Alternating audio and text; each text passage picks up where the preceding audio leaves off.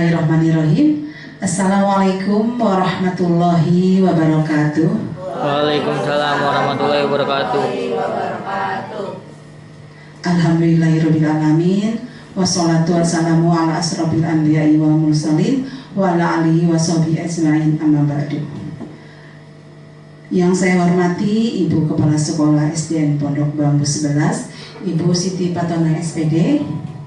Yang saya hormati dan banggakan Ibu Huria Sesni SPD selaku calon guru penggerak angkatan 7. Yang saya hormati Bapak dan Ibu guru hebat-hebat dari SDN Pondok Bambu 11 yang saya hormati dan banggakan.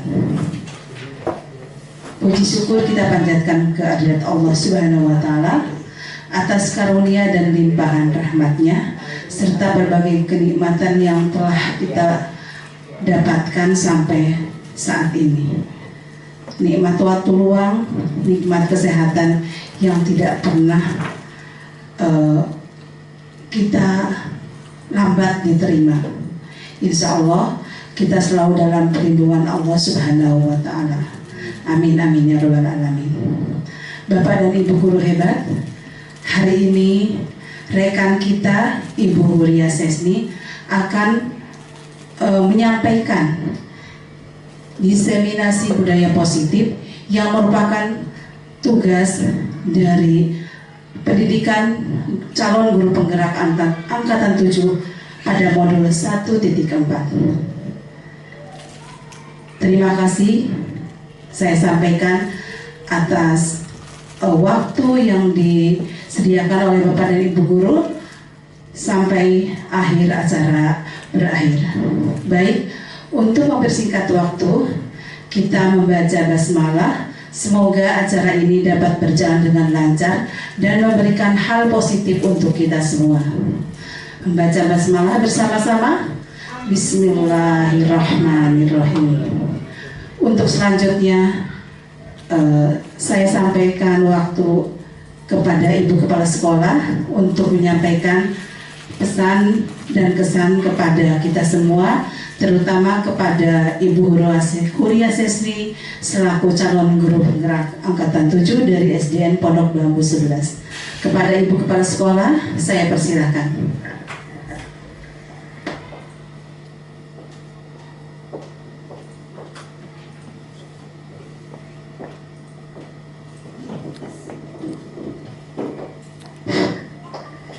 Terima kasih kepada moderator yang telah memberikan kepada saya kesempatan. Assalamualaikum warahmatullahi wabarakatuh. Waalaikumsalam warahmatullahi wabarakatuh.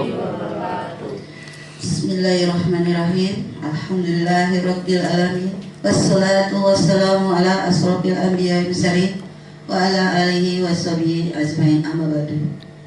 Yang saya hormati Bapak Ibu guru hebat, yang saya hormati Ibu Wakil Kepala Sekolah Ibu Eli Sutrisna, dan yang saya banggakan Ibu Sesni sebagai calon guru penggerak angkatan ke-7.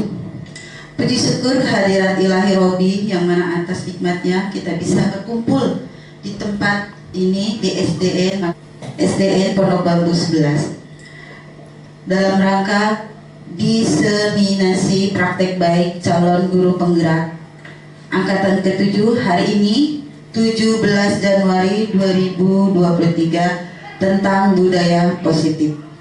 Salawat serta salam tak lupa kita hanturkan kepada Nabi besar Muhammad SAW. Semoga kita menjadi pengikutnya sampai akhir zaman nanti. Pertama-tama saya mengucapkan terima kasih sekali lagi kepada moderator. Yang kedua, saya acungkan jempol untuk Bu Sesni karena telah memberi kesempatan kepada saya untuk memberikan sambutan tentang budaya positif ini. Yang kedua, mudah-mudahan diseminasi ini dapat berjalan dengan lancar dan diseminasi ini menjadi praktek baik dan informasi yang baik bagi kita di sini. Dengan diseminasi ini akan terjadi perubahan pada aspek pengetahuan, sikap, dan keterampilan. Selain itu, diseminasi sikap ini sebagai proses penyebaran inovasi yang direncanakan, dikelola, dan diarahkan. Mudah-mudahan dengan adanya diseminasi diharapkan mampu saling bertukar informasi yang akhirnya menciptakan inovasi. Dengan mengucapkan bismillah, mudah-mudahan diseminasi berjalan lancar. Kita dukung Bu Sesni dengan aplaus ya, sekali lagi aplaus. Iya, kita dukung ya Bapak Ibu semua. Mudah-mudahan berjalan dengan lancar dan kita bisa mengambil apa yang nanti diterangkan oleh Bu Sesni. Hanya itu sambutan saya, mudah-mudahan dengan mengucap wabillahi taufiq wal hidayah. Sekali lagi mudah-mudahan berjalan dengan lancar. Wabillahi taufiq wal hidayah. Wassalamualaikum warahmatullahi wabarakatuh. Sekali lagi kita dukung ya teman-teman. Ayo tepuk lagi sekali lagi.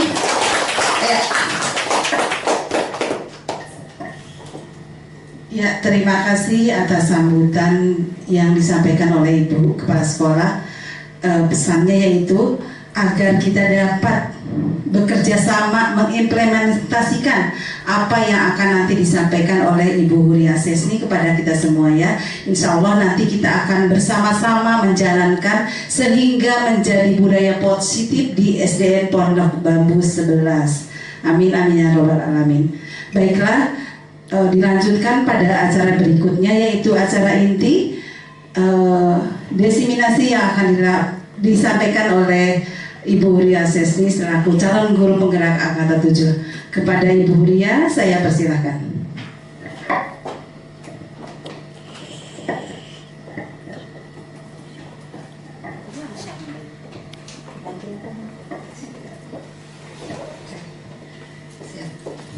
Oke, baik, bismillahirrahmanirrahim. Assalamualaikum warahmatullahi wabarakatuh. Waalaikumsalam warahmatullahi wabarakatuh. Ya, baik Bapak Ibu, ini waktu menunjukkan pukul 12.30 kan. Tapi saya mohon semangatnya untuk mengikuti kegiatan sosialisasi hari ini selama kurang lebih 1 jam. Baik Bapak Ibu, bersediakah untuk mengikuti kegiatan hari ini? Bersedia. Semangat Bapak Ibu? Semangat. Oke, baik, terima kasih. Saya di sini adalah bukan sebagai yang paling tahu, tapi saya hanya duluan tahu. Saya sedikit lebih duluan tahu daripada Bapak Ibu karena saya juga mendapatkan ilmu ini dari Bapak Ibu fasilitator dan guru pengajar praktik di pendidikan calon penggerak Angkatan 7. Jadi saya hari ini bukan untuk mengajarkan tapi mentransfer atau memberikan sedikit apa yang saya ketahui. Saya pun baru belajar kurang lebih baru sekitar 2 bulan ya Bapak Ibu. Jadi apa yang saya ketahui mungkin belum sempurna. Jadi kita sama-sama membangun atau merubah apa yang perlu dirubah, yang baik menjadi lebih baik, yang belum baik menjadi baik. Baik, hari ini saya akan mensosialisasikan atau bahasa kerennya itu diseminasi. Diseminasi praktik baik dari budaya positif. Ini ada di modul 1.4 ya. Oke, baik, kita lanjut. Ini adalah ibu fasilitator saya di kelas. Saya dapat kelas B30. Ini Ibu Kristanti Sri Purwanti. Beliau berasal dari Yogyakarta. Lalu pengajar praktiknya Ibu Dr. Tuti Agiawati MM. Beliau adalah guru di wilayah Timur 2. ya dari Kampung Rambutan, dan saya sendiri adalah CGP yang berasal dari Pondok Bambu 11 Jakarta Timur.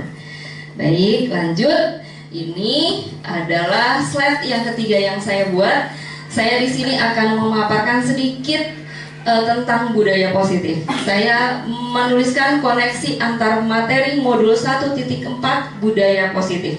Jadi budaya positif itu sebenarnya sangat berkaitan dengan yang pertama filosofi pendidikan Ki Hajar Dewantara, yang kedua nilai dan peran guru penggerak, lalu yang ketiga paradigma Curie, apresiatif, dan tahapan bagja. Nah, modul 1.1 itu kita belajar tentang filosofi pendidikan Ki Hajar Dewantara, di mana salah satunya menyebutkan filosofi dari Ki Hajar Dewantara adalah pendidikan itu menuntun murid untuk bertingkah laku sesuai dengan kodratnya. Kodratnya ini ada kodrat alam dan kodrat zaman. Jadi kita sebagai guru tugasnya untuk menuntun, bukan untuk menuntut anak menjadi apa, seperti apa yang kita inginkan, tapi kita menuntun tingkah lakunya, menuntun kodratnya sesuai dengan kodrat alam dan kodrat zaman. Kodrat alam dan kodrat zaman itu yang harus kita ketahui. Peran sebagai guru adalah salah satunya peran sebagai pemimpin pembelajaran, di mana kita harus membangun lingkungan yang positif agar budaya positif ini bisa terwujud di sekolah kita. Nah, setelah budaya positif terwujud, mudah-mudahan visi kita, visi sekolah impian kita bisa terlaksana. Nah, dengan apa caranya? Metode yang dipakai adalah dengan metode inquiry apresiatif tadi, ya, melalui tahapan bagja. Dengan apa sih ini? IA ini, paradigma IA ini adalah dengan berfokus pada kekuatan yang ada di sekolah ini. Apa yang ingin kita munculkan, bukan pada masalah yang kita kedepankan, tapi pada kekuatan yang ada di sekolah ini. Kekuatan dari siswanya, kekuatan dari guru-gurunya, juga kekuatan dari prasarana yang ada di sekolah ini. Nah, tujuan terakhirnya adalah untuk mewujudkan budaya positif di sekolah, menumbuhkan karakter siswa menuju visi sekolah impian. Jadi ini yang akan kita bahas pada hari ini. Lanjut. Ini budaya positif. Budaya positif itu adalah sebuah nilai-nilai atau keyakinan-keyakinan yang ada di sekolah yang berpihak pada murid, agar murid itu berkembang menjadi manusia-manusia mempunyai profil yang sudah kita ketahui bersama, yaitu terrangkum dalam profil pelajar Pancasila. Ada 6 dimensi. Dimensi yang pertama kita ketahui sebagai dasar yang harus kita kuatkan pada siswa-siswa kita adalah dimensi berkarakter dan berakhlak mulia, mempunyai budi pekerti yang luhur. Lalu yang kedua ada dimensi mandiri, dimensi bersikap kritis, dimensi-dimensi yang pendidikan nasional harapkan bisa terbentuk dari pendidikan dengan karakter atau dengan kurikulum merdeka sekarang yang sudah pemerintah canangkan. Ini budaya positif bisa kita tampilkan. Ini dia. Disiplin positif itu akan membentuk lingkungan positif dan akan menghasilkan budaya positif. Nah, bagaimana cara-caranya? Cara-caranya adalah sebagai guru kita bertugas untuk menciptakan lingkungan positif. Lingkungan positif itu lingkungan yang nyaman, lingkungan yang aman bagi murid-murid untuk belajar, lingkungan yang membangun potensi-potensi murid kita untuk bisa terus mengasah kemampuan-kemampuannya. Nah, disiplin positif ini artinya bukan hanya serta-merta kita menyuruh atau meminta anak-anak untuk berlaku sesuai dengan peraturan, tapi disiplin positif di sini meminta atau membangun motivasi intrinsik dari siswa tersebut agar mereka membiasakan kebiasaan-kebiasaan itu menjadi sebuah karakter. dari karakter-karakter tadi, karakter-karakter baik tadi akan menjadi kebiasaan, lalu kebiasaan-kebiasaan tadi akan membudaya. Nah, budaya yang kita inginkan adalah budaya positif. Jadi kita harus sebagai guru, kita harus membangun atau meningkatkan kualitas diri kita, kompetensi pedagogi, kompetensi sosial, kompetensi profesional, ya itu harus kita tingkatkan agar kita dapat membangun lingkungan positif. Sehingga anak-anak termotivasi secara internal untuk melakukan kegiatan disiplin positif, bukan karena paksaan, sehingga karakter-karakter itu bisa tertanam dalam kebiasaan-kebiasaan positif sehingga bisa membudaya menjadi sebuah budaya positif. Baik, nah ini saya akan mengadakan sedikit kegiatan, namanya kegiatan kepalan tangan. Jadi ada dua orang, Bapak Ibu, saya minta di tangannya seolah-olah Bapak Ibu itu menggenggam sesuatu yang sangat berharga yang Bapak Ibu miliki sampai saat ini, ya, seolah-olah ibu bapak menggenggam hal tersebut. Nah, nanti yang di sampingnya, Bapak Ibu guru yang ada di sampingnya mencoba untuk merebutnya, ya, dengan sekuat tenaga dengan berbagai cara, misalnya dengan rayuan, bujukan, atau bisa juga ekstrimnya tarikan. Nah, apakah Bapak Ibu akan tetap menjaga sesuatu yang berharga itu atau melepaskannya? Kita akan simulasi sebentar, nanti bisa dilihat siapa yang tergoda dengan imbalan-imbalan atau dengan dengan rayuan-rayuan itu atau tidak, tetap dengan pendiriannya menjaga sesuatu yang berharga tersebut. Baik Bapak Ibu, silahkan saya minta oke, yang di depan saja Pak. Yang lainnya bisa simulasi sama yang di sampingnya. Kalau tidak ada yang di sampingnya bisa mengembangkan sesuatu. Dibayangkan ada sesuatu yang berharga yang Bapak Ibu jaga. Ya, boleh silahkan Pak Dani dengan Bu Aisyah bisa dirayu sedikit. Pak Dani merayu Bu Aisyah, apakah bisa diberikan sesuatu yang berharga itu? Bu Aisyah bisa Pak Dani. Oh, berdiri boleh. Iya, Bu Aisyah yang dirayu. Boleh Bu Aisyah. Iya, boleh Pak, maju sebentar. Jadi Bu Aisyah sudah memikirkan satu, ya Bu Aisyah, apa yang akan ditulis di sini atau apa yang akan dibayangkan di sini. Boleh Pak Dani beraksi merayu Bu Aisyah untuk meminta sesuatu yang berharga tersebut.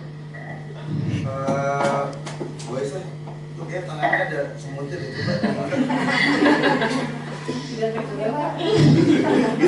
Ya, diiming-iming mobil yang bermerek apa, atau rumah, atau jabatan, atau apa gitu boleh Pak. Oh iya, ini Bu udah beli 100 juta nih kira-kira. Dikit dulu. Oh kurang ya, 200 juta. Lebih berharga dari 200 juta. Baik. Ya, nanti lah apa nih? Ini saya tambahin 1 miliar. Ini 2 miliar sih. Terima aja ya, belum makan. Oh iya. Sebenarnya bukan apa itu. Itu kayaknya apa namanya? Bang, seberapa besar sih berharganya itu? Berharganya betul.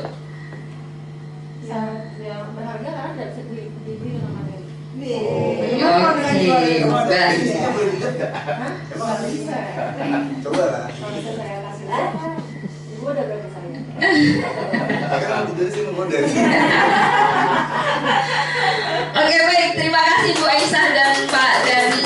Berarti Bu Aisyah berketetapan hati yang sangat teguh, tidak tergoda dengan rayuan dan bukan imbalan, rayuan atau apa yang akan dikasihkan oleh Pak Dani. Jadi Bu Aisyah tetap memegang teguh itu yang sangat berharganya. Nah, itu adalah kita harus merubah salah satu kegiatan untuk mengenalkan kepada siswa jika kita harus merubah cara kita menstimulasi siswa. Nanti di sini ada perubahan paradigma itu sesuai dengan teori kontrol ya, ilusi kontrol. Yang pertama adalah ada empat ilusi yang seolah-olah itu guru mengontrol murid. Lalu yang kedua, seolah-olah bahwa kritik dan membuat orang merasa bersalah itu dapat menguatkan karakter. Nanti yang ketiga, ilusi ketiga, bahwa semua penguatan positif itu efektif dan bermanfaat. Lalu yang keempat, ilusi bahwa orang dewasa memiliki hak untuk memaksa. Nah, semua ini ada dalam teori stimulus respon namanya ya. Nanti diperbaiki atau dirubah melalui teori kontrol. Ini penjelasannya bahwa ilusi guru mengontrol murid. Pada saat si guru ini tampak untuk mengontrol murid, pada dasarnya si murid itu punya keyakinannya dia sendiri ya, walaupun tampaknya kita sedang mengontrol perilaku murid. Nah, murid itu sebenarnya sedang mengizinkan dirinya untuk dikontrol oleh guru. Nah, teori kontrol ini menyatakan bahwa semua perilaku memiliki tujuan, bahkan terhadap perilaku yang tidak disukai. Ini ilusi yang pertama. Lalu ilusi bahwa kritik dan membuat orang merasa bersalah dapat menguatkan karakter itu sebenarnya tidak, malah menggunakan kritik dan rasa bersalah itu mengontrol murid menuju pada identitas gagal. Nah, mereka belajar untuk merasa buruk tentang dirinya sendiri pada murid ya. Lalu yang ketiga, ilusi bahwa semua penguatan positif efektif dan bermanfaat. Nah, penguatan positif atau bujukan adalah bentuk-bentuk kontrol. Dalam jangka waktu tertentu, kemungkinan murid tersebut akan menyadari dan mencoba untuk menolak bujukan kita. Jadi tidak selalu efektif nih Bu, penguatan positif, dan tidak selalu bermanfaat, karena pada saat jangka panjang itu baru disadari oleh murid kita. Nah, ilusi yang keempat adalah ilusi bahwa orang dewasa memiliki hak untuk memaksa. Padahal sebenarnya pada perilaku jangka panjang ini, waktu jangka panjang, ilusi ini tidak bermanfaat karena siswa akan mulai muncul hubungan yang tidak baik, karena siswa akan merasa dipaksa untuk melakukan sesuatu hal bukan dari motivasi dari dirinya sendiri. Jadi ilusi yang keempat, ilusi bahwa orang dewasa memiliki hak untuk memaksa, itu adalah teori yang salah. Kita bisa lihat di sini teori dari stimulus respon dan teori kontrol. Jadi stimulus respon menyebutkan bahwa kita mencoba mengubah orang agar berpandangan sama dengan kita. Nah, teori kontrolnya menyebutkan bahwa kita berusaha memahami pandangan yang baik tentang dunia, pandangan orang lain ya, tentang dunia. Jadi yang harus berperan atau mengubah paradigmanya adalah kita sendiri. Teori kontrol menyebutkan kita berusaha memahami pandangan orang lain tentang dunia.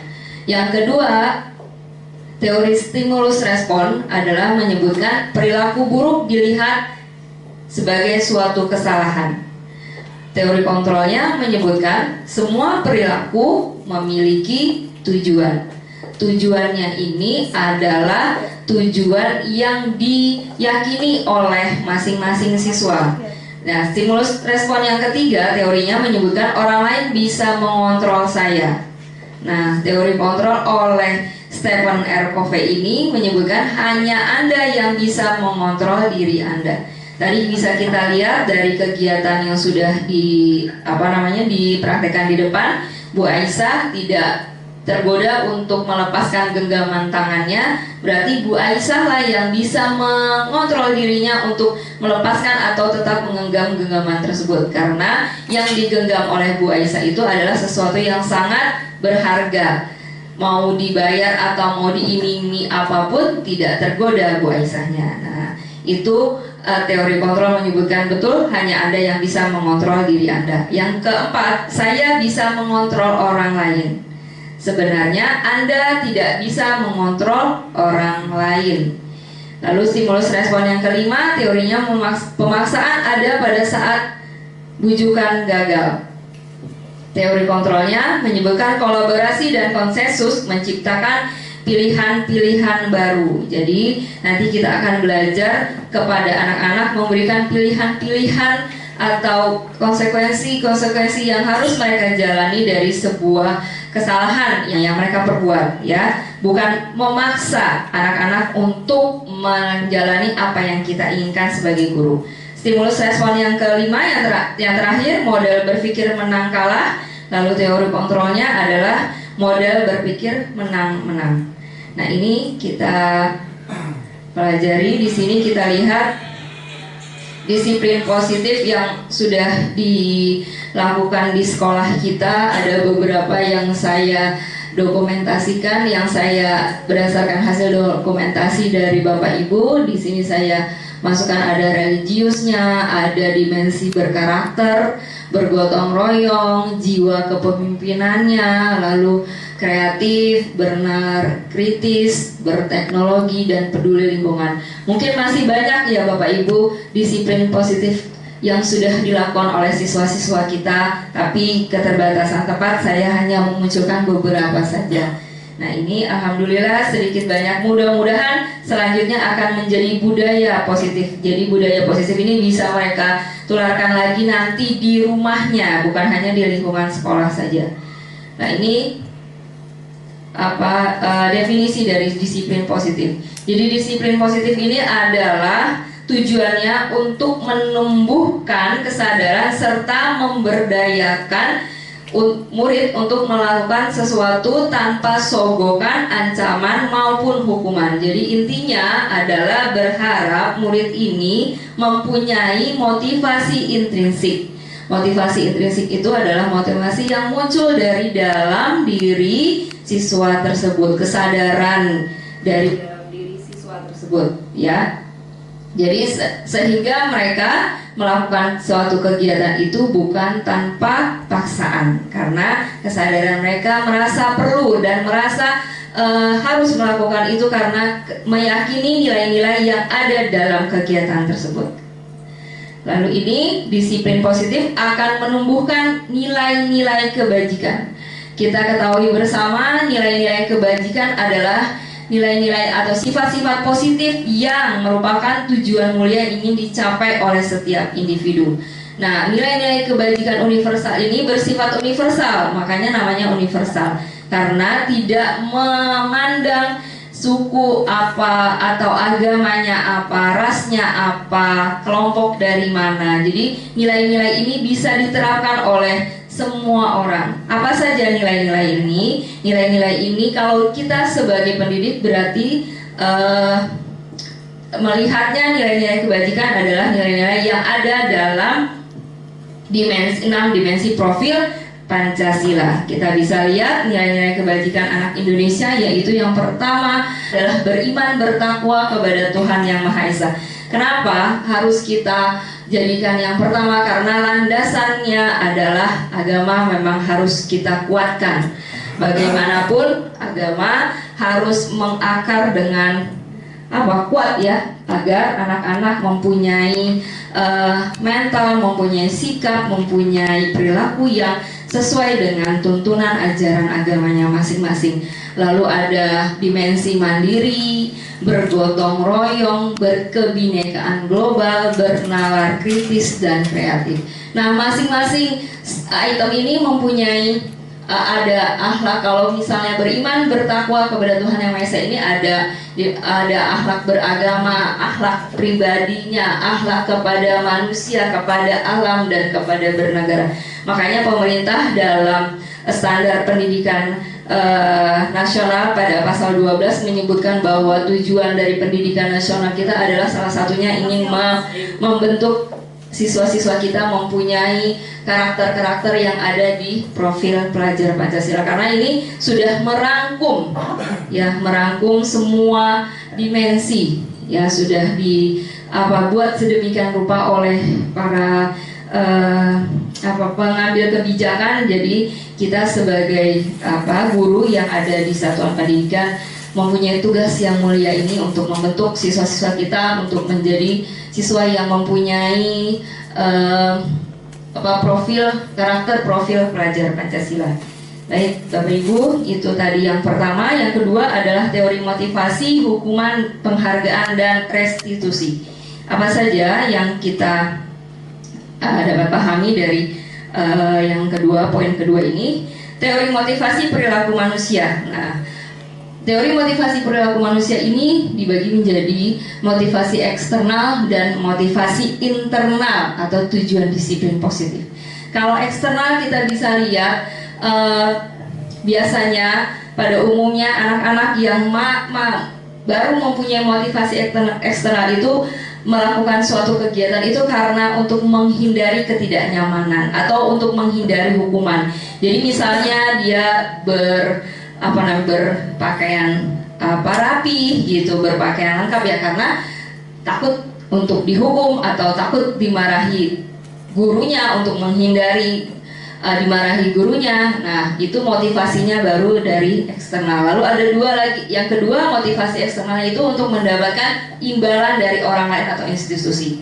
Ini juga bukan saja untuk murid tapi juga bisa terjadi untuk guru. Misalnya saya melakukan kegiatan disiplin datang tepat waktu. Nah, imbalannya saya berharap saya tidak dipotong gajinya atau saya tidak dipotong TKD-nya. Nah, itu motivasinya baru motivasi eksternal. Nah, yang harus kita tanamkan, harus kita bangun pada diri sendiri juga pada murid kita itu motivasi internal karena tujuan untuk disiplin positif. Apa itu motivasi internal? Motivasi internal ini untuk menghargai diri kita sendiri, juga untuk menghargai keyakinan-keyakinan yang sudah kita yakini. Yang paling penting adalah untuk menghargai diri kita sendiri. Nah, ini tadi teori motivasi perilaku manusia ada 3. Selanjutnya yang akan kita terus gali adalah poin yang ketiga ya, motivasi yang ketiga yaitu motivasi internal. Lanjut, ada hukuman, konsekuensi, dan restitusi. Apa itu hukuman? Apa itu konsekuensi dan restitusi? Nah, pada saat kita melakukan kegiatan di kelas atau di sekolah, pasti kita pernah nih melaksanakan hukuman atau konsekuensi. Bedanya apa sih hukuman dengan konsekuensi? Itu kita akan lihat nanti. Tapi poin pentingnya adalah tindakan terhadap suatu pelanggaran pada umumnya berbentuk hukuman atau konsekuensi. Namun tindakan itu tidak selalu efektif. Jadi hanya untuk menghukum anak-anak yang berbuat kesalahan. Nah, solusinya apa? Solusinya adalah kita menerapkan satu program disiplin yang dinamakan restitusi. Restitusi ini adalah proses untuk menciptakan kondisi murid untuk memperbaiki kesalahan mereka sehingga mereka bisa kembali ke dalam kelompok mereka. Nah, poinnya adalah tadi kembali lagi jika dihubungkan, poinnya adalah ingin membangun motivasi internalnya agar mereka tidak melakukan kesalahan, atau ketika mereka melakukan kesalahan mereka tahu di mana salahnya dan bagaimana memperbaikinya. Nah, ini salah satu dari program disiplin positif yang dinamakan restitusi. Kita bisa lihat perbedaan antara hukuman, konsekuensi, dan restitusi. Kalau hukuman disebut di atas adalah identitas gagal. Kalau konsekuensi dan restitusi itu identitas sukses. Apa bedanya? Kalau hukuman itu terjadi tanpa ada rencana terlebih dahulu. Jadi sesuatu yang menyakitkan yang harus terjadi pada siswa atau pada kita. Tapi kalau konsekuensi itu sesuatu harus terjadi, tapi karena kita ada kesepakatan terlebih dahulu. Kalau restitusi itu merupakan pilihan. Nanti kita bisa lihat bagaimana perbedaannya. Nah, kalau yang kedua, hukuman itu tidak nyaman untuk murid untuk jangka waktu panjang. Kalau konsekuensi tidak nyaman juga, tapi untuk jangka waktu pendek. Ya, kalau restitusi menguatkan murid dalam jangka waktu panjang. Itu bedanya. Nah, perbedaan yang lain adalah pada hukuman murid atau anak akan tersakiti. Konsekuensi murid atau anak dibuat tidak nyaman, tapi tetap mereka mendapatkan konsekuensi dari perilaku mereka yang salah tadi. Kalau restitusi, anak mendapatkan penguatan. Nah, masalah karena anak mendapatkan penguatan, maka masalahnya terpecahkan. Jadi solusinya win-win solution ya. Kita lihat bagaimana ini selanjutnya perbedaannya. Kita bisa lihat yang paling bisa kita garis bawahi adalah kalau restitusi itu bersifat positif, kalau konsekuensi itu bersifat netral, dan kalau hukuman itu dia bersifatnya negatif. Dan hal lainnya adalah kalau restitusi itu anak paham bahwa dirinya sendiri yang pegang kendali kontrolnya. Lalu kalau yang konsekuensi, si guru mencoba mengontrol anak dengan penguatan positif, masih ada bagusnya sedikit. Tapi kalau yang hukuman, nah itu guru yang mengontrol anak dengan penguatan negatif. Ya Bapak Ibu, ini bisa dilihat perbedaannya. Jadi saya juga masih suka memberikan hukuman-hukuman ya kepada anak itu. Kita masih dalam proses belajar, mudah-mudahan seterusnya kita bisa ada di posisi sebagai guru yang memberikan restitusi. Jadi bukan lagi sebagai guru yang memberikan hukuman terhadap anak. Nah ini kita bisa lihat, ya ini Bapak Ibu ya, kita bisa isi bersama-sama nih. Ada pernyataan. Yang pertama, mencatat 100 kali di dalam buku kalimat saya tidak akan terlambat lagi, karena terlambat ke sekolah ini adalah tindakan guru berupa hukuman atau konsekuensi. Baik Bapak Ibu, bisa dibantu kita jawab sama-sama? Oke, boleh. Hukuman betul ya, karena mencatat 100 kali itu tidak memberikan efek yang baik untuk siswa. Lalu yang kedua, lari mengelilingi lapangan basket 2 kali karena terlambat hadir di sekolah. Nah, lari mengelilingi, dia terlambat ke sekolah tapi dia disuruh lari mengelilingi lapangan basket, berarti ini sebuah tindakan hukuman. Yang ketiga, murid diminta untuk push up 15 kali karena tidak menggunakan masker ke sekolah. Nah, ini fisik juga ya, fisik, berarti ini sebuah tindakan hukuman. Yang keempat, menggantikan kertas tugas teman yang telah dicoret-coret. Ya, konsekuensinya karena dia sudah mencoret-coret, berarti dia harus menggantikan kertas tugas temannya. Yang kelima, membersihkan tumpahan air di meja tulis karena tersenggol pada saat belajar. Ini sebuah konsekuensi dari kegiatannya, dia sudah menumpahkan air di meja. Selanjutnya, lari mengelilingi lapangan basket 2 kali karena terlambat 10 menit untuk pelajaran PJOK. Ya, ini konsekuensi karena berhubungan dengan pelajaran PJOK. Itu adalah kegiatan untuk belajar dari kesalahan. Lalu restitusi memperbaiki hubungan. Ya, jadi bukan gurunya nanti akan marah-marahi siswanya, tapi memperbaiki hubungan dengan muridnya. Kita mencari tahu apa yang menyebabkan anak-anak ini melakukan kesalahan. Restitusi adalah tawaran, bukan paksaan. Yang keempat, restitusi menuntun untuk melihat ke dalam diri. Juga restitusi mencari kebutuhan dasar yang mendasari tindakan tersebut. Nah, ini nanti kita bisa lihat bagaimana prakteknya. Restitusi fokus pada karakter, bukan tindakan. Restitusi itu restitusi menguatkan. Jadi dia menguatkan si anak tadi. Restitusi fokus pada solusi, dan yang terakhir, restitusi mengembalikan murid yang berbuat salah pada kelompoknya. Jadi nanti pada akhir restitusi, kegiatan restitusi selesai, kita bisa melihat anak-anak itu kembali bergabung, kembali ceria, bermain bersama. Ya, itu salah satu tujuan restitusi. Ini kita bisa lihat motivasi eksternal.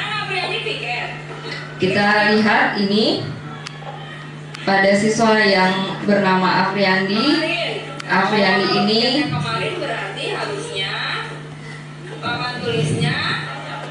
Iya.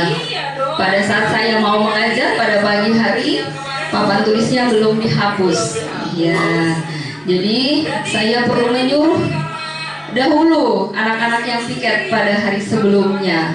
Nah, bukan karena kesadaran dari dalam diri mereka kalau mau belajar itu papan tulisnya sudah harus bersih. Jadi pagi guru sudah lihat papan tulisnya sudah, iya sudah bersih. Ya, ini motivasinya masih eksternal ya. Baik Bapak Ibu, ini sudah saya lakukan motivasi eksternal.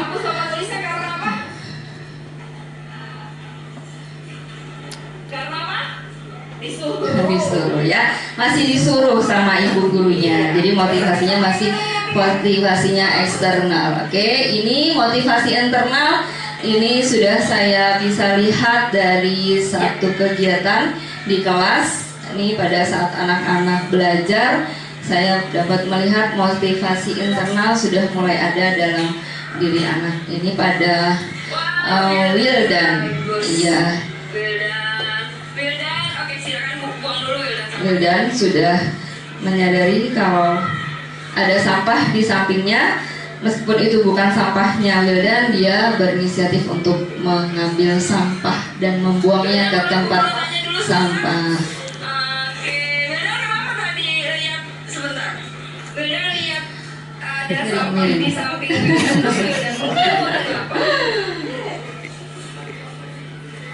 Oh iya, padahal itu sampah Wildan bukan, masker Wildan apa tisu Wildan bukan itu? Oh bukan. Ya, ini Bapak Ibu maaf videonya muter-muter. Bukan karena guru suruh atau nggak tadi?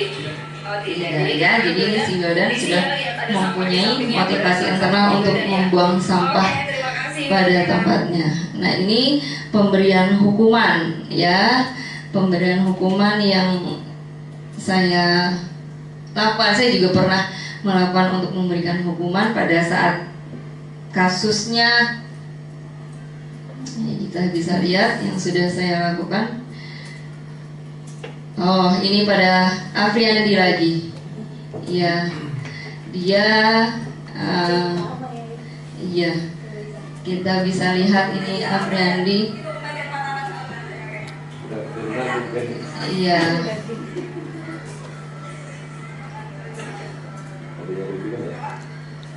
Saya menerapkan hukuman fisik Bapak Ibu.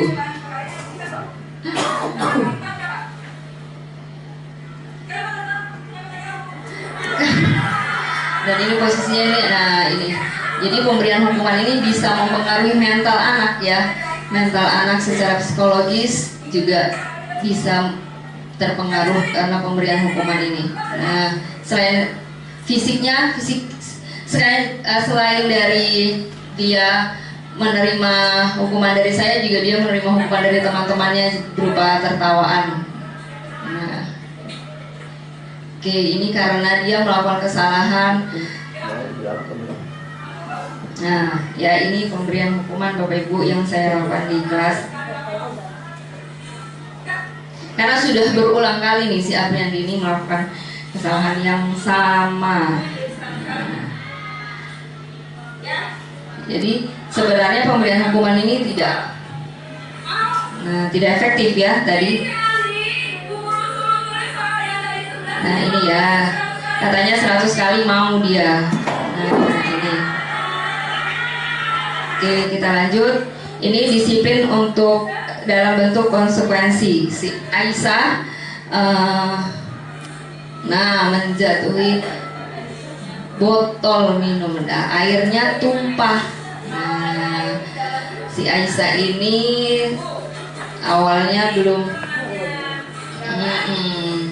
mempunyai inisiatif sepertinya untuk langsung mengambil KMPL, harus dipancing terlebih dahulu. Jadi saya menyarankan dia untuk mengambil KMPL agar nanti tidak terinjak atau menyandrai temannya yang lain.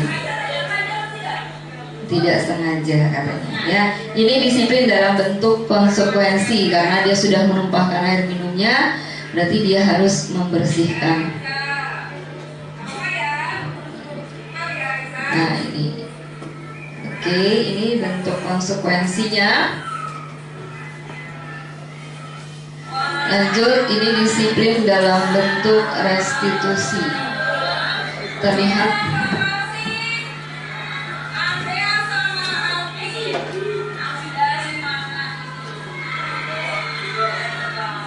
Terlihat bahwa keempat anak ini terlambat masuk dan tidak memakai seragam.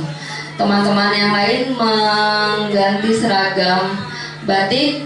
Nah, keempat anak ini tidak mengganti, juga terlambat masuk.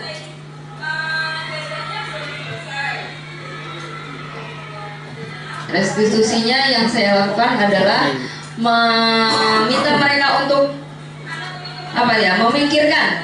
Nah, untuk memikirkan solusi perbaikannya apa terhadap tindakan yang salah ini.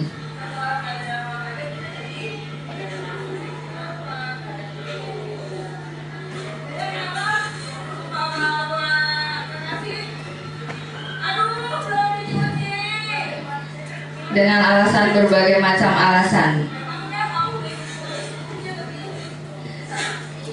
Solusinya adalah yang ditawarkan oleh mereka belajar di perpustakaan katanya. Mereka memilih belajar di perpustakaan dan membuat dari buku bacaan yang mereka baca, mereka akan membuat ringkasannya atau intisari dari yang mereka baca itu dari buku tersebut. Nah, mereka sadar melakukan kesalahan.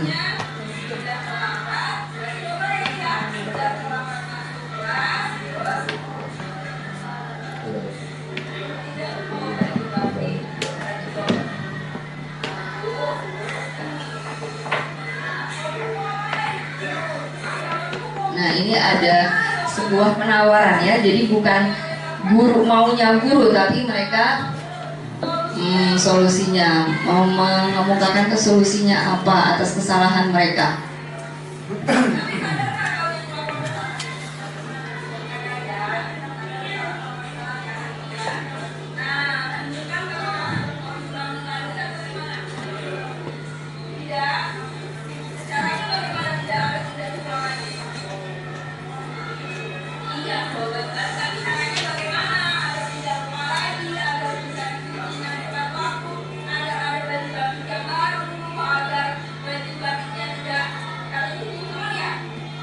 Oke, baik, ini Bapak Ibu restitusi yang sudah saya lakukan di kelas. Nah, ini lalu budaya positif yang ketiga adalah kesepakatan kelas. Kesepakatan kelas. Kenapa bukan peraturan kelas saja, tapi harus kesepakatan kelas atau keyakinan kelas? Karena kalau peraturan kelas itu sifatnya hanya satu arah. Jadi kita sebagai guru ingin murid seperti A, B, C, D, atau kita sebagai guru menginginkan anak-anak berlaku A, B, C, D. Kalau keyakinan kelas, kita menjalankan keyakinan itu berdasarkan hasil dari kesepakatan yang dibuat oleh siswa dan guru. Jadi mereka berkontribusi untuk membuat keyakinan tersebut. Nilai-nilai apa saja yang akan mereka terapkan di kelas ya. Nah, ini nilai-nilai yang mendasari pembentukan keyakinan kelas adalah nilai-nilai kebajikan. Balik lagi ke nilai-nilai kebajikan universal. Jadi tadi terrangkum dalam profil pelajar Pancasila. Nilai-nilai tersebutlah yang kita yakini dan kita terapkan di kelas kita. Yang hasil dari rembukan bersama-sama dengan murid. Jadi murid akan lebih bersemangat dan tergerak untuk melaksanakan keyakinan kelas. Nah, pembentukan keyakinan kelas ini bersifatnya lebih abstrak daripada peraturan. Peraturan itu lebih rinci, dilarang anak-anak dilarang mencoret tembok, anak-anak dilarang datang terlambat ke sekolah. Nah ini kalau keyakinan kelas itu bersifat abstrak karena keyakinan kelas itu berupa pernyataan-pernyataan universal. Jadi nilai-nilai kebajikan universal yang kita angkat. Pernyataan keyakinan kelas dibuat dalam bentuk kalimat positif. Kami meyakini bahwa kami akan saling menghargai. Kami meyakini bahwa kami akan saling bergotong royong. Itu salah satu nilai-nilai keyakinan kelas. Nah, keyakinan kelas itu hendaknya semua warga kelas itu berkontribusi dalam pembuatan keyakinan kelas lewat kegiatan curah pendapat, artinya diskusi ya. Keyakinan kelas itu sebaiknya tidak terlalu banyak sehingga mudah dipahami oleh warga kelas. Ini contohnya keyakinan kelas di kelas 6A. Saya sudah melakukan mempraktekkan ya Bapak Ibu, baru mempraktekkan pembentukan keyakinan, peraturan kelas saja yang kita tempel. Nah sekarang kita memulai membentuk keyakinan kelas di kelas 6A. Nah ini adalah awalnya.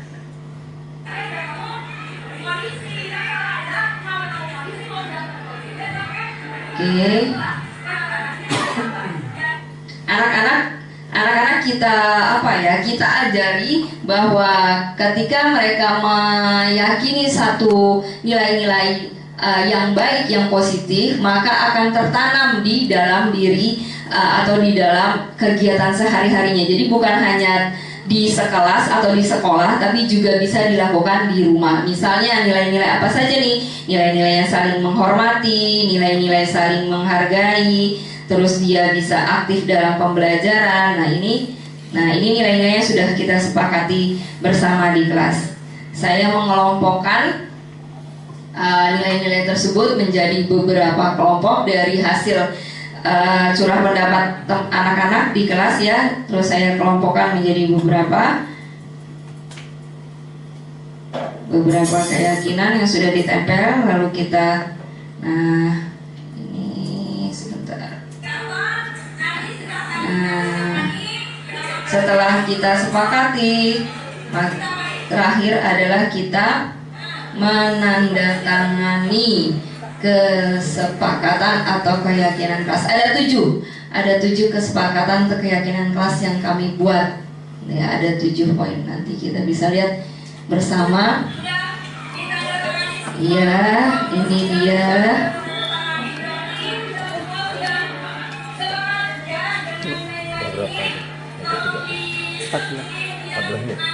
Tadi kayaknya kepencet karena itu kan baterainya habis tadi. Saya masukin ini kayaknya kepencetin.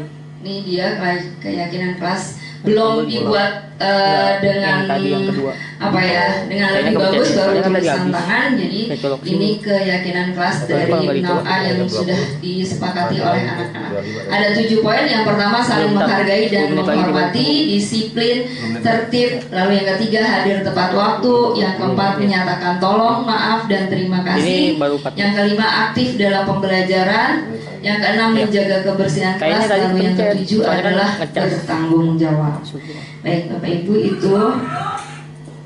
itu adalah pembentukan keyakinan kelas. Lanjut, kebutuhan dasar manusia dan dunia berkualitas. Konsep yang keempat. Kebutuhan dasar manusia ini ada 5. Kebutuhan yang pertama adalah bertahan hidup, lalu kebutuhan untuk merasa menguasai, kebutuhan untuk mendapatkan kasih sayang dan rasa diterima, lalu kebutuhan kesenangan, dan kebutuhan yang kelima adalah kebutuhan kebebasan. Kebutuhan untuk bertahan hidup adalah kebutuhan yang bersifat fisiologis untuk bertahan hidup. Misalnya kebutuhan-kebutuhan yang penting ya Bapak Ibu, kesehatan, rumah, dan makanan itu termasuk kebutuhan bertahan hidup. Kebutuhan biologis sebagai bagian dari proses reproduksi juga termasuk kebutuhan untuk bertahan hidup. Nah ini paling penting, poin yang paling penting, makanya letaknya ada di tengah, kebutuhan untuk bertahan hidup. Lalu kebutuhan yang kedua adalah kebutuhan kesenangan.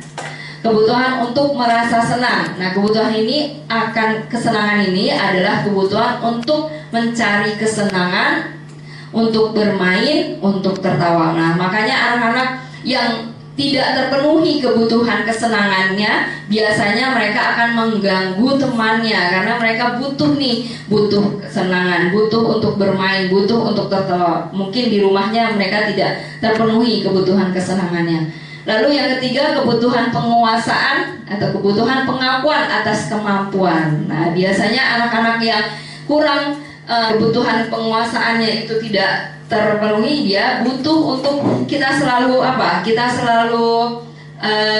sanjung, kita selalu kasih perhatian lebih, kita selalu beri, oh kamu bagus hari ini, oh kamu tampil baik hari ini. Nah, ini kebutuhan untuk penguasaan, kebutuhan pengakuan atas kemampuan. Kebutuhan ini berhubungan dengan kekuatan untuk mencapai sesuatu, menjadi kompeten, menjadi terampil, dan diakui atas prestasi dan keterampilan kita.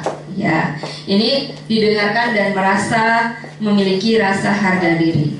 Lalu kebutuhan yang selanjutnya, kebutuhan kebebasan, kebutuhan akan pilihan. Jadi orang-orang yang bisa memenuhi kebutuhan ini merasa dia tidak didikte oleh orang lain. Dia bebas karena sudah mandiri, otonomi, memiliki pilihan dan mampu mengendalikan arah hidupnya.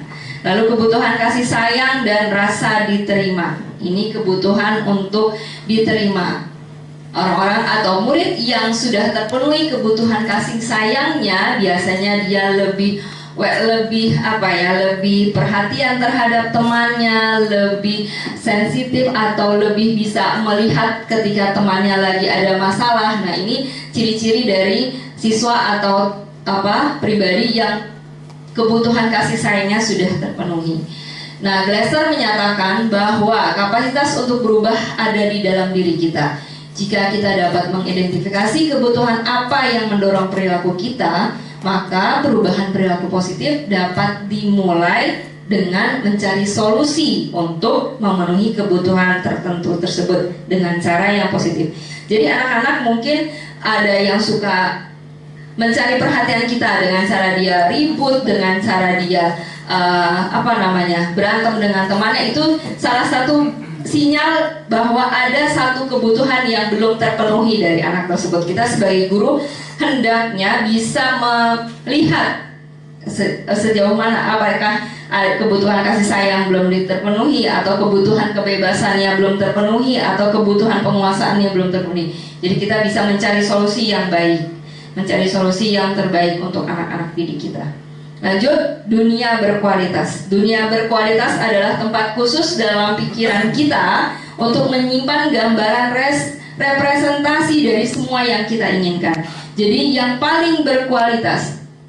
Kebutuhan dasar bersifat lebih umum dan universal, tapi kalau dunia berkualitas itu lebih unik dan personal. Jadi masing-masing kita mempunyai dunia berkualitasnya sendiri-sendiri yang ada dalam angan-angan kita. Kita ingin sekolah ini seperti apa, kita ingin menjadi pribadi seperti apa, kita ingin menjadi guru seperti apa, itu ada di dunia berkualitas. Jadi dunia berkualitas ini adalah gambaran representasi dari semua yang kita inginkan. Nah, bila guru dapat membangun interaksi yang memberdayakan dan memerdekakan murid, maka murid akan meletakkan dirinya sendiri sebagai individu yang positif dalam dunia berkualitas mereka. Ya, oke. Yang kelima adalah 5 posisi kontrol. 5 posisi kontrol bisa kita lihat Bapak Ibu.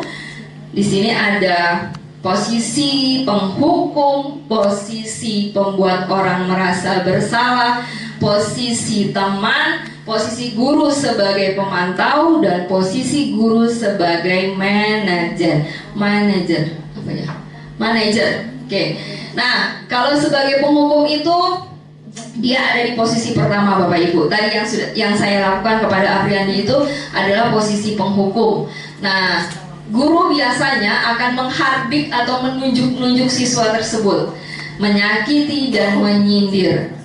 Terus guru juga akan mengatakan, awas ya kamu, rasakan kamu. Nah, itu biasanya ciri-cirinya pada posisi kontrol penghukum. Nah, hasilnya apa? Hasilnya siswa akan memberontak, menyalahkan orang lain, akan berbohong. Nah, itu efeknya dari kita ada di posisi penghukum, ya. Oke, identitas ini adalah identitas gagal. Jadi anak-anak tidak bisa memahami dirinya sendiri kalau misalnya kita akan memberikan posisi penghukum. Nah, murid akan berkata pada dirinya, biarkan saja, nanti juga dimarahi lagi, gitu. Itu posisi penghukum. Dampaknya murid akan melakukan kesalahan yang sama, mengulangi kesalahannya. Lalu posisi yang kedua, pembuat orang merasa bersalah. Nah, ini biasanya guru dengan suara yang lembutnya bisa mengatakan kepada muridnya, "Ibu kecewa dengan sikap kamu seperti ini. Ibu sudah berulang kali memberikan mengasih tahu kamu, tapi kamu terus melakukannya. Kamu bagaimana? Ibu kecewa. Seharusnya kamu begini." Nah, itu biasanya kalimat-kalimat yang dikeluarkan oleh guru dalam posisi membuat orang merasa bersalah. Tapi efeknya kepada murid merasa rendah diri, ya. Nah, murid akan berkata kalau yang tadi dia menghukum, biarkan saja, nanti juga dimarahi. Kalau yang membuat orang merasa bersalah, murid akan mengatakan, "Maafkan saya, Bu," gitu. Oke, lanjut. Posisi yang ketiga adalah posisi guru sebagai teman. Nah, posisi guru sebagai teman. Karena posisinya sebagai teman, maka lebih santai, lebih mudah untuk masuk kepada anak murid. Jadi biasanya kalimat-kalimatnya, "Ayolah, lakukan ini demi ibu. Kamu gak kasihan sama ibu. Ibu kan sudah membantu kamu." Nah, itu posisi kalimat-kalimat pada guru yang mengambil posisi teman. Oke, posisi yang keempat adalah posisi kontrol sebagai pemantau. Di sini guru memantau tindakan-tindakan murid, ya. Salah satu contohnya adalah guru akan berkata, "Apa peraturannya? Kamu sudah tahu belum peraturan yang sudah kita sepakati? Kamu sudah paham belum keyakinan kelas yang sudah kita buat kemarin? Kenapa kamu melakukan kesalahan ini lagi?" Nah, biasanya guru pada posisi pemantau akan menghitung dan mengukur. Apa yang dihitung dan yang diukur itu adalah satu tadi keyakinan kelas yang sudah kita buat. Nah, biasanya akan memberikan tugas-tugas atau konsekuensi pada siswa itu berupa tulisan atau berupa kegiatan-kegiatan yang bisa dihitung. Guru akan membuat tugas-tugas yang bisa murid itu memperoleh bintang. Nah, itu pada posisi pemantau. Lalu pada posisi yang paling terakhir atau posisi kontrol identitas berhasil, ini kontrol diri, identitas berhasil atau sukses, ini pada posisi manajer. Jadi anak-anak diusahakan untuk menghargai dirinya sendiri. Di guru berbuat apa pada posisi manajer ini? Guru mengajukan pertanyaan apa saja. Misalnya, apa yang kita yakini dari keyakinan kelas kemarin, atau misalnya apa yang kamu kerjakan untuk memperbaiki masalah ini. Nah, ini posisi manajer. Jadi kita menggali dulu, bukan langsung memberikan hukuman atau tadi memberikan konsekuensi, tapi kita menggali dulu apa yang menjadi dasar anak ini melakukan perbuatan tersebut. Ya, karena tadi di posisi kontrol disebutkan bahwa setiap orang mempunyai atau melakukan tindakan itu pasti mempunyai tujuan. Nah, kita gali, kita tanya kepada siswa tersebut.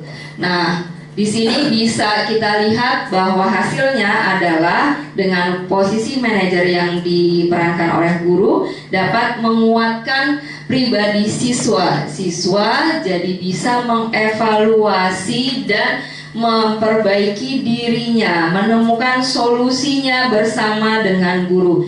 Jadi bukan maunya guru, tapi juga siswa didengarkan terlebih dahulu. Ini posisi manajer. Jadi ada 5 posisi kontrol guru. Sekali lagi, posisi penghukum, posisi pembuat orang merasa bersalah, posisi teman, pemantau, dan manajer. Ini posisi penghukum yang saya praktekkan di kelas. Kasusnya adalah ini ada anak yang membuli temannya di keramaian di depan teman-temannya lain, sehingga temannya merasa sangat kecewa dan sangat sedih, ya. Nah, ini tampak tidak ada rasa bersalah ini di muka temannya. di muka anak yang melakukan kesalahan nih. Nah, padahal temannya sudah sangat sedih sepertinya ya, karena dia dikata-katai katanya orang tuanya, diledek orang tuanya. Ya.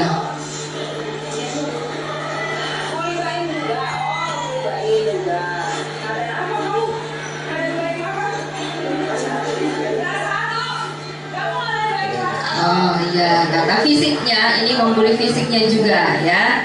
Ini posisi penghukum. Bisa lihat bahwa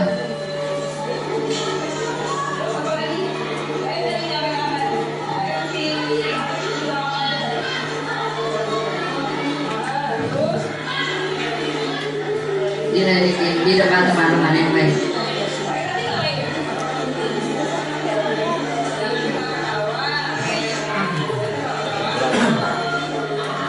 Tampaknya tidak ada rasa bersalah dan melakukan kesalahan ini sudah berulang ya si anak ini. Nah, jadi saya harus mengambil posisi penghukum sebagai penghukum agar anak ini jera untuk tidak membuli temannya lagi. Oke, selanjutnya ini posisi teman. Saya mengambil posisi teman.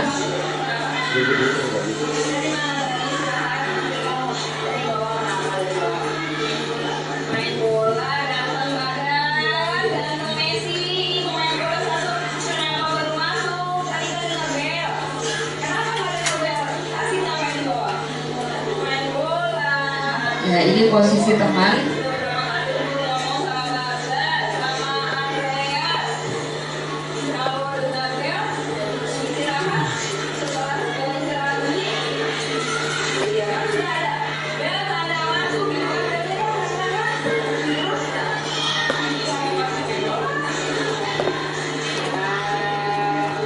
Saya mengucapkan iya,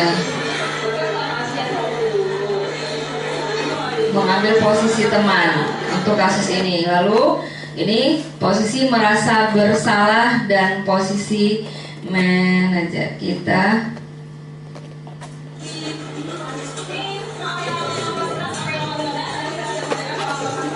Saya menggunakan suara yang lebih lembut untuk mengatasi kesalahan ini. Kesalahan siswa yang diperbuat adalah mengambil buku temannya sehingga temannya tidak bisa mengerjakan PS. Ya, oke, baik, kita cepatkan saja. Ini posisi manajer.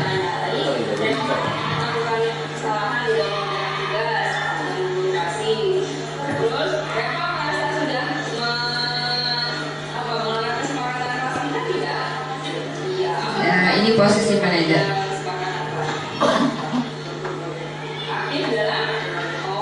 Jadi si anak ini sadar bahwa dia melanggar atau tidak melakukan keyakinan kelas yang sudah disepakati, yaitu tidak aktif dalam pembelajaran. Ini posisi manajer. Ini selanjutnya posisi kontrol sebagai pemantau. Ya. Ini pada saat kasusnya.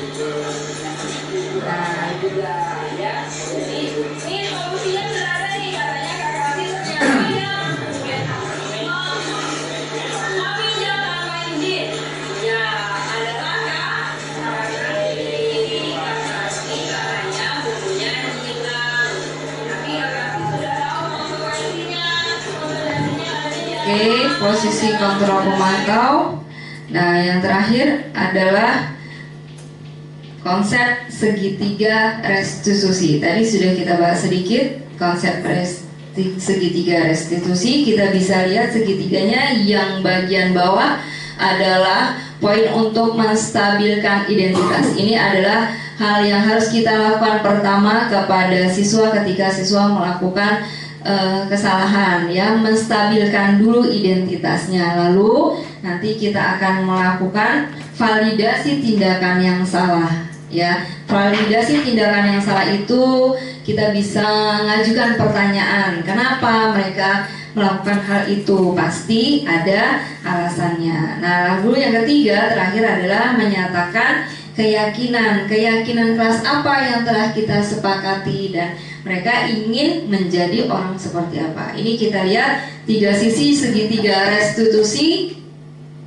Yang pertama adalah menstabilkan identitas. Nah, teori kontrolnya adalah kita semua akan melakukan hal terbaik yang bisa kita lakukan. Yang kedua, validasi tindakan yang salah, bahwa semua perilaku itu memiliki alasan.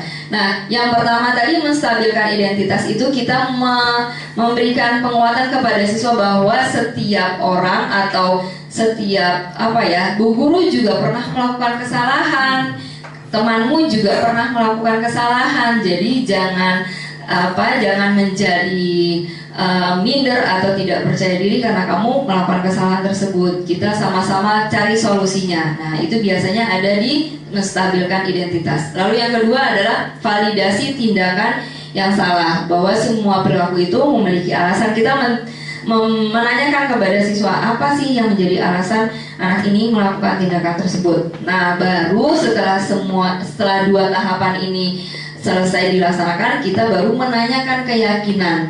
Apa sih ini motivasi internalnya untuk memperbaiki kesalahan ini, apa solusinya, apa ini kita tawarkan kepada anak-anak.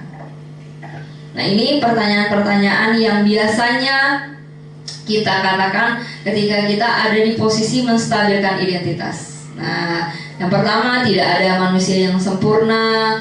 Saya juga pernah melakukan kesalahan tersebut. Bu guru juga pernah salah. Kemarin bu guru waktu SD, bu guru juga pernah nyontek misalnya. Tapi bu guru karena kesadaran atau motivasi dari. Nah, itu tahapan yang ketiga.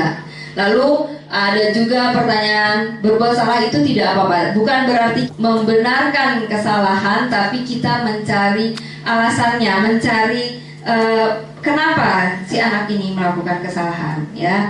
Nah, ini menstabilkan identitas. Yang kedua, validasi tindakan yang salah. Nah, biasanya pada tahapan ini, pada tahapan validasi tindakan yang salah ini ada pertanyaan atau ada statement dari guru, padahal kamu bisa melakukan yang lebih padahal kamu bisa melakukan yang lebih buruk dari ini ya, tapi kamu tidak lakukan. Nah, ini adalah validasi tindakan yang salah. Artinya kita yakin bahwa anak ini sebenarnya dia tidak mau melakukan kesalahan ini, tapi karena satu alasan atau beberapa alasan dia melakukan kesalahan. Nah, kita akan tanya. Nah, ada juga pernyataan, kamu patut bangga pada dirimu sendiri karena kamu telah melindungi sesuatu yang penting buatmu. Ini juga kalimat-kalimat atau pernyataan-pernyataan yang ada pada tahapan validasi tindakan yang salah.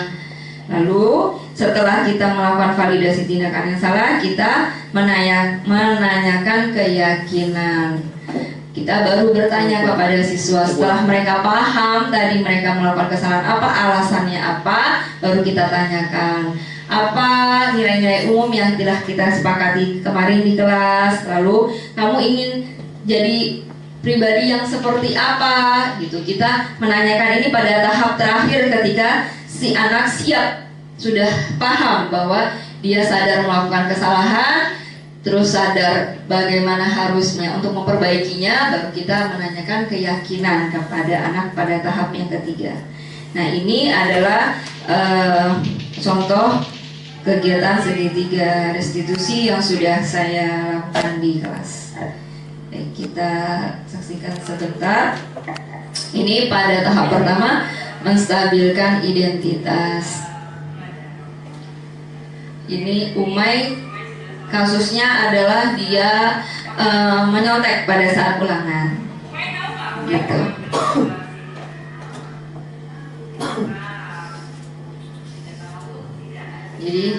Jadi ini kegiatan yang pertama adalah saya membuat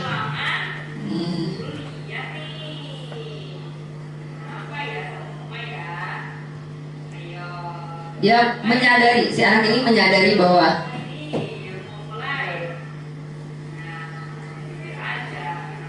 membangun kepercayaan diri untuk jujur terlebih dahulu.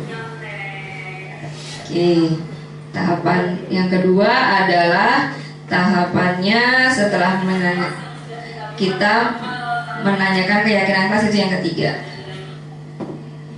Oke, segitiga restitusinya saya buat 2 kasus.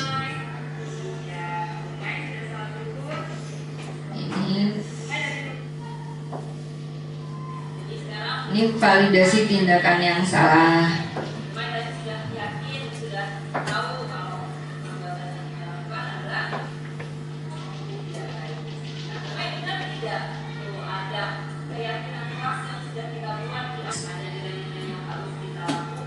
Oke, lanjut. Ini kasus pertama.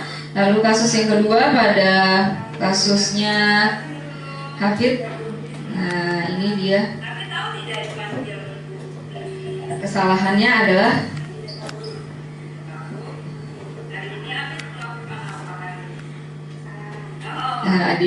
dia mulai menyadari bahwa dia tadi melakukan kesalahan.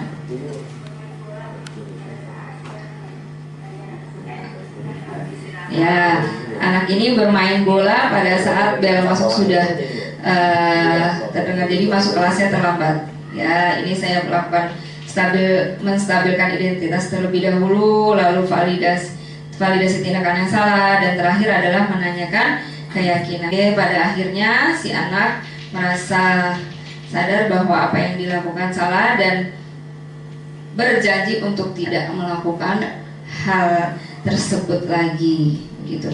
Oke, baik Bapak Ibu, ini adalah pemaparan saya tentang kegiatan-kegiatan yang sudah saya lakukan di kelas. Jadi saya melakukan praktik baik, ya, saya sudah belajar, sama-sama masih belajar. Saya juga beberapa kegiatan ini baru saya lakukan, jujur saja belum saya lakukan seluruhnya, tapi baru saya lakukan pada saat saya menerima materi ini, gitu. Baik Bapak Ibu, mudah-mudahan nanti kita bisa bersama-sama untuk melakukan kegiatan praktik baiknya di kelas masing-masing, agar kita bisa membangun lingkungan positif tadi, lingkungan positif di sekolah. Baik, dari saya, pemaparan dari saya cukup sekian. Untuk selanjutnya saya kembalikan kepada moderator Ibu Eni. Terima kasih. Assalamualaikum warahmatullahi wabarakatuh. Waalaikumsalam warahmatullahi wabarakatuh.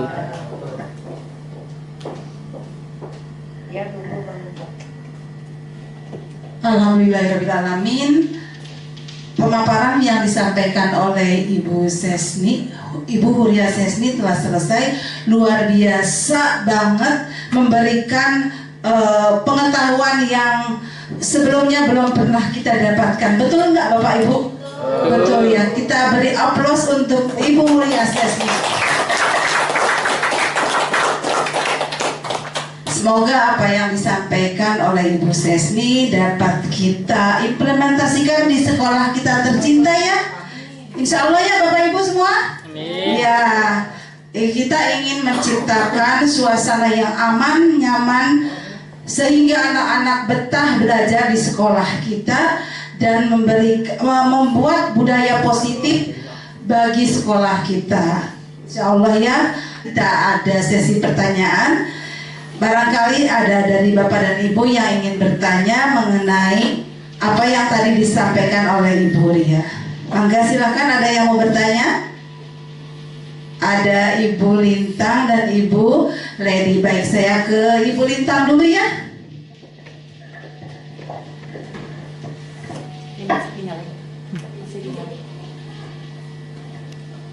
Baik, terima kasih untuk waktunya Bu Eli. Selamat siang Bu Sesni. Saya punya pertanyaan, tapi sebelumnya boleh ditunjukkan atau ditampilkan mengenai posisi control manager yang ada di presentasinya Bu Sesni. Yang ada di, ya. Oke, terima kasih Bu Sesni.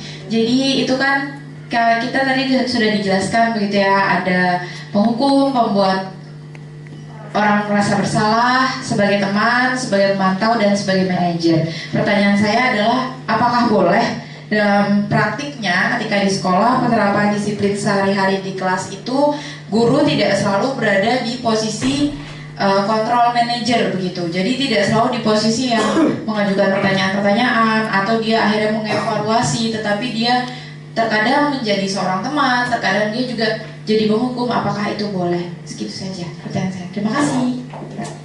Baik, terima kasih Bu Lintang, luar biasa pertanyaannya. Ya, jadi pertanyaan kalau boleh saya sampaikan kembali bahwa bagaimana boleh tidak jika seorang guru tidak selalu menggunakan posisi sebagai manajer ya Bu Lintang ya, tapi ada sebagai pemantau, sebagai pembuat rasa bersalah dan sebagainya. Monggo silakan Bu Sesni dijawab.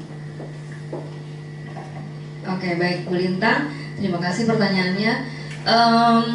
Menurut hemat saya yang saya sudah baca, posisi manajer memang posisi yang paling bagus, yang paling ideal bagi seorang guru ketika dia menghadapi kasus atau menghadapi masalah muridnya. Tapi tidak selalu posisi manajer itu bisa kita terapkan. Bisa jadi kita akan ada di posisi teman atau akan ada di posisi pemantau, tergantung dari kesiapan siswa tersebut. Bisa jadi siswa tersebut belum siap nih menerima pertanyaan-pertanyaan, belum siap untuk kita tanyai atau ya stimulus motivasi intrinsiknya. Nah, kita turun ke posisi teman atau kita turun ke posisi pembuat orang merasa bersalah. Tapi sebagusnya posisi manajer itu memang harus kita juga terapkan. Jadi nggak apa-apa posisi teman, posisi pemantau, posisi pembuat orang merasa bersalah itu bisa kita perankan sesuai dengan kesiapan dari siswa tersebut. Tapi kita juga belajar untuk ada pada posisi manajer gitu, agar kita bisa menggali motivasi intrinsiknya, agar kita bisa mengevaluasi diri siswa tersebut. Jadi siswa itu merasa tahu bagaimana harus memperbaiki dirinya, bukan karena kita yang memberikan motivasi dari luar atau kita memberikan ketergantungan kepada siswa secara terus-menerus. Begitu Bu Lintang. Itu jawaban saya yang sesuai dengan apa yang saya terima pelajarannya dari Bapak Ibu di LMS, juga di pengajar praktik dan fasilitator. Baik Bu Lintang, terima kasih pertanyaannya. Untuk pertanyaannya Bu Lady.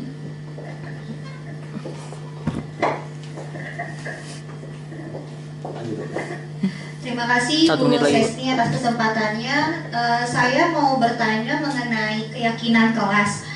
Karena kan kebetulan anak-anak itu tidak hanya belajar dengan guru kelasnya saja, tapi juga dengan guru bidang studi seperti guru agama dan juga guru olahraga.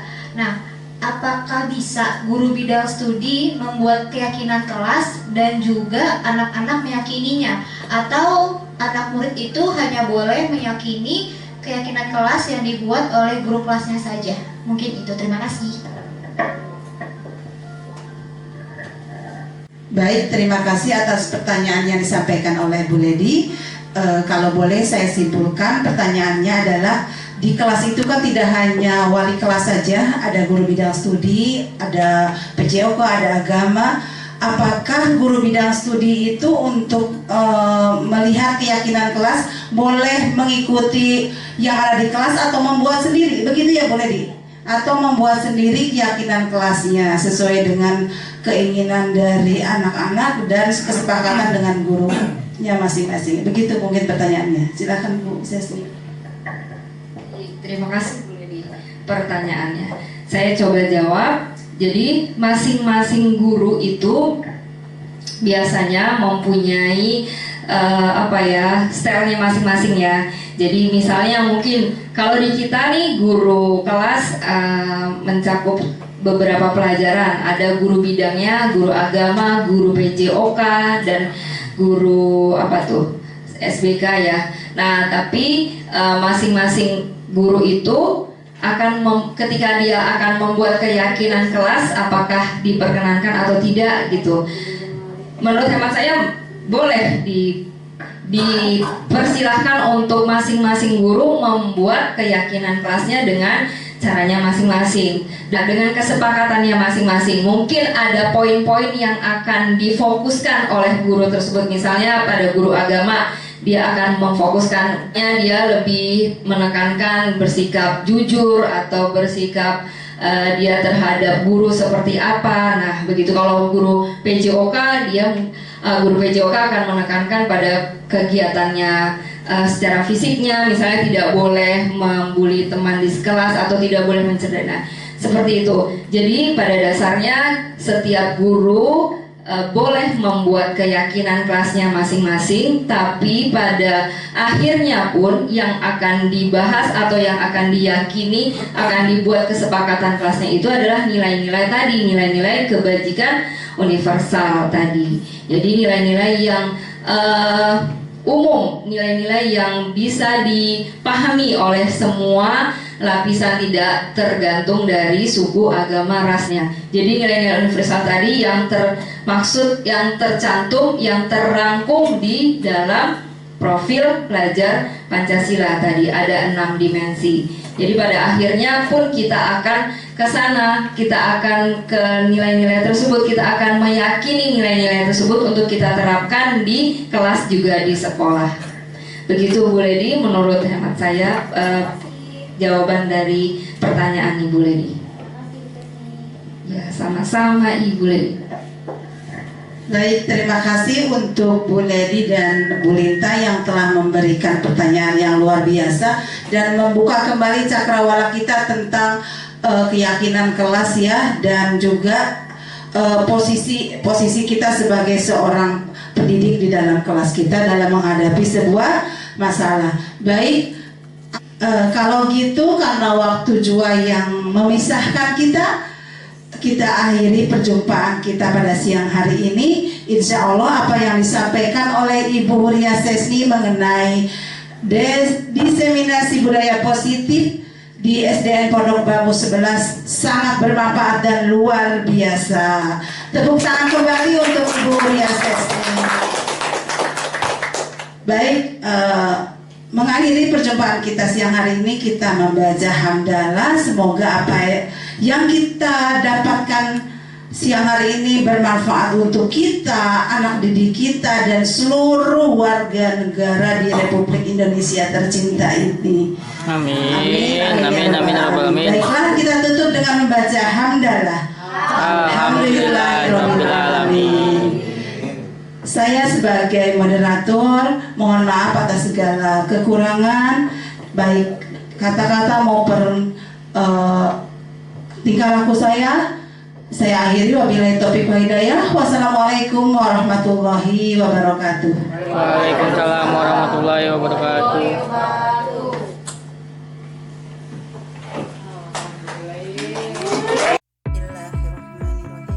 Assalamualaikum warahmatullahi wabarakatuh.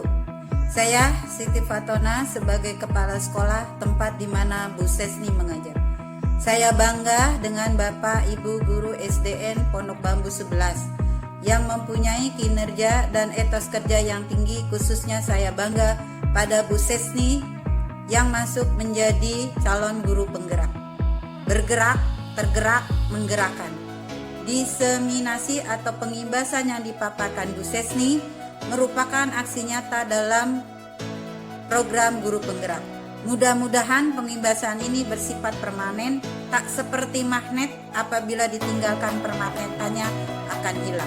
Mudah-mudahan diseminasi yang disampaikan Ibu Sesni akan menjadi motivasi, akan menjadi contoh, dapat diimbaskan oleh Bapak Ibu guru SDN Pondok Bambu 11. Semoga nantinya anak-anak akan lebih disiplin, yang akhirnya akan meningkatkan motivasi siswa untuk belajar dan meningkatkan penguasaan siswa terhadap capaian pembelajaran.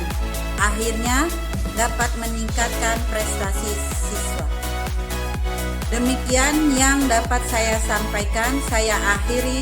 Selamat untuk Ibu Sesni melaksanakan diseminasi dengan baik, runtun, lancar, dengan persiapan yang baik.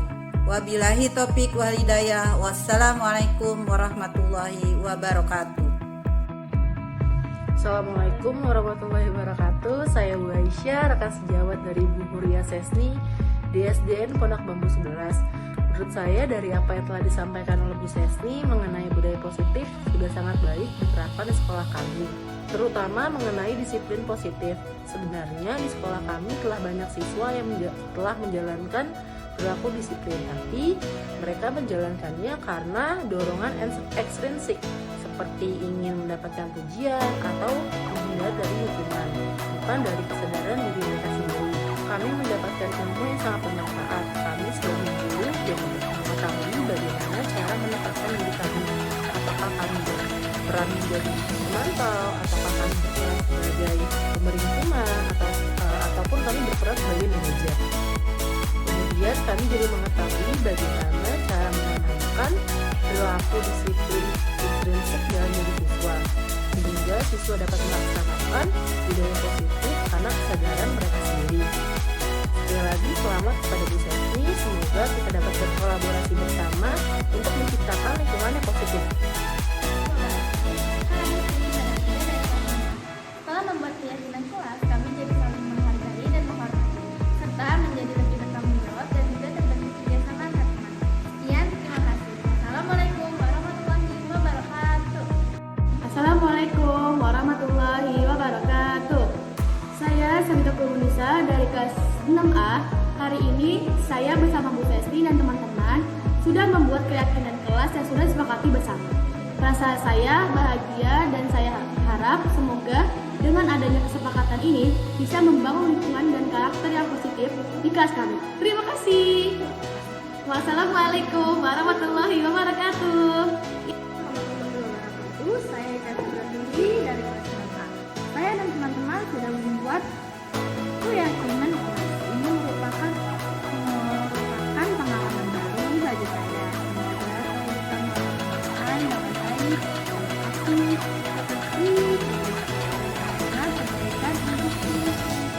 dengan baik. Assalamualaikum warahmatullahi wabarakatuh.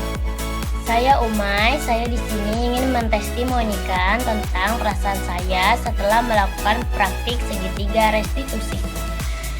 Saya merasa senang sekali karena ibu guru memberikan kesempatan kepada siswa untuk mengungkapkan alasan melakukan kesalahan dan tidak membuat siswa merasa tertekan. Kemudian saya suka karena saya diajarkan mencari solusi dari kasus saya dan bu guru membangun motivasi siswa. Pada kasus saya tadi yaitu melakukan mencontek pada saat ulangan, Bu Sesni tidak memarahi saya. Bahkan Bu Sesni menasihati saya. Dan yang paling saya sukai adalah Bu Sesni mengizinkan saya untuk mengikuti ulangan dengan soal yang berbeda dan tidak menghukum saya. Itulah penjelasan testimoni dari saya untuk praktik segitiga restitusi. Terima kasih. Wassalamualaikum warahmatullahi wabarakatuh. Assalamualaikum warahmatullahi wabarakatuh.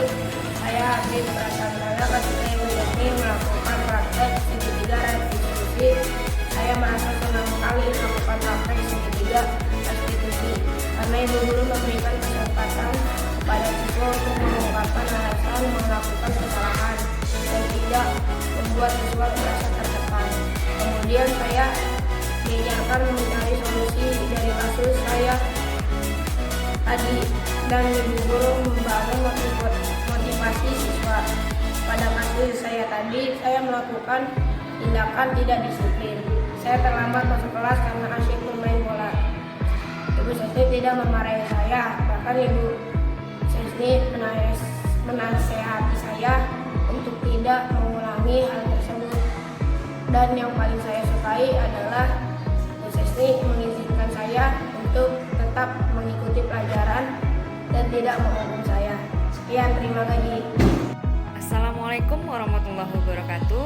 Perkenalkan, saya Huria Sesni, calon guru penggerak angkatan 7 dari SD Negeri Pondok Bambu 11 Pagi, Kota Administrasi Jakarta Timur. Pada kesempatan kali ini saya akan memberikan refleksi diri saya terhadap kegiatan diseminasi yang telah saya lakukan di hari Rabu tanggal 18 Januari 2023. Alhamdulillah Bapak Ibu guru yang saya undang bersedia untuk menghadiri kegiatan tersebut. Ada sekitar orang yang menghadiri kegiatan tersebut. Pada kesempatan tersebut, saya memaparkan konsep-konsep inti tentang bagaimana kita sebagai guru menciptakan budaya positif di lingkungan sekolah. Saya melengkapi presentasi saya dengan dokumentasi kegiatan yang sudah saya lakukan di kelas. Di antaranya ada ketika saya membuat keyakinan kelas, ketika saya menerapkan 5 posisi kontrol, lalu ketika saya mencoba untuk menerapkan hukuman dan penghargaan, dan melihat bagaimana motivasi yang ada di dalam diri siswa. Saya juga sudah melaksanakan kegiatan segitiga restitusi. Alhamdulillah, kegiatan diseminasi berlangsung dengan lancar dan Bapak Ibu guru yang mengikuti kegiatan tersebut terlibat dengan aktif.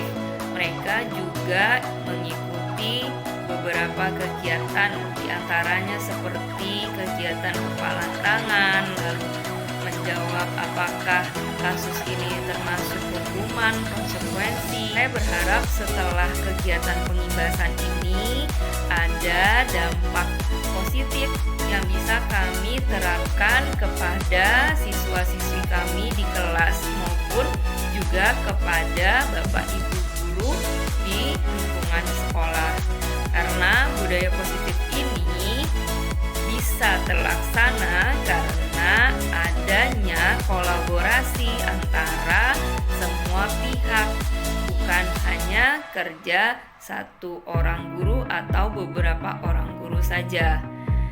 Sebagai guru penggerak, saya berharap mempunyai komitmen tinggi untuk melaksanakan kegiatan-kegiatan yang dapat menciptakan budaya positif.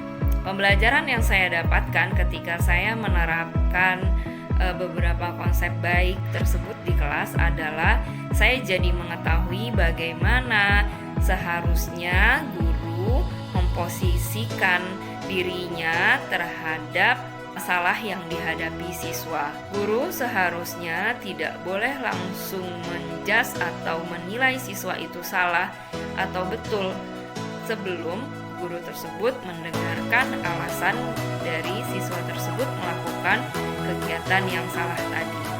Karena bagaimanapun setiap kegiatan atau setiap tindakan yang dilakukan pasti mempunyai alasan. Di situ saya mulai belajar. Saya mulai belajar untuk mendengarkan alasan siswa.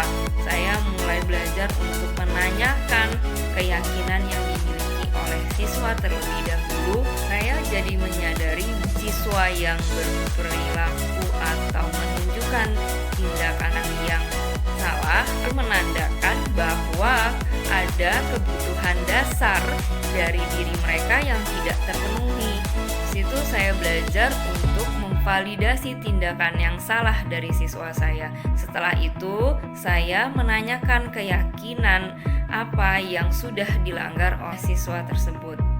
Saya menggali motivasi internal yang ada dalam diri siswa. Nah, ini penting mengapa? Karena dengan motivasi internal dari siswa tersebut, anak akan mempunyai keinginan untuk merubah kesalahannya.